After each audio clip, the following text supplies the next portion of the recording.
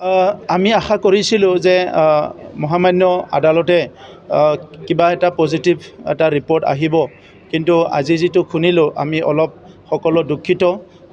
এইটো মানে আমাৰ কাৰণে শেষ পইণ্ট নহয়। আমি সকলো বিচাৰোঁ ৰঞ্জন দৈমাৰী ডাঙৰীয়াই আমাৰ শান্তি প্ৰক্ৰিয়াত জড়িত হৈছে। এই অঞ্চলত দীঘলীয়া সময় এটা সংগ্ৰাম কৰিছে।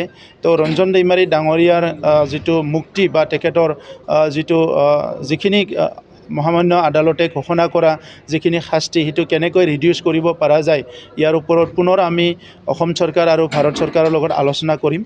আৰু আমি বিচাৰোঁ তেখেতে মুকলি আকাশত আহিব লাগে আৰু সমাজৰ লগত থাকি তেখেতে সংগ্ৰাম কৰাত যি উদ্দেশ্য আছিলে কি এই অঞ্চলৰ উন্নয়নৰ কাৰণে, এই অঞ্চলৰ ৰক্ষণাবেক্ষণৰ কাৰণে এই কামবিলাক যাতে তেখেতে ৰাইজৰ লগত থাকি কৰিব পাৰে, ইয়াৰ কাৰণে আমাৰ তৰফৰ পৰা এটা প্ৰয়াস আমি আৰম্ভ কৰিম। যিহেতু আদালতটো এটা বেলেগ বিভাগ, শান্তি প্ৰক্ৰিয়াটো এটা বিভাগ।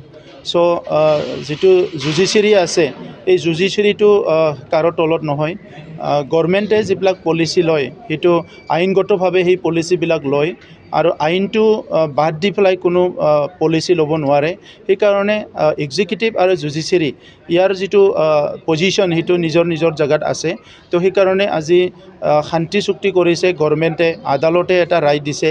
তো এই কথাবিলাক আপোনালোকে আমি সকলো জানো যে নিজৰ নিজৰ পজিশ্যনত সকলো এটা পজিশ্যন লৈ আছে আমাৰ জুডিচিয়াৰী আৰু এক্সিকিউটিভো।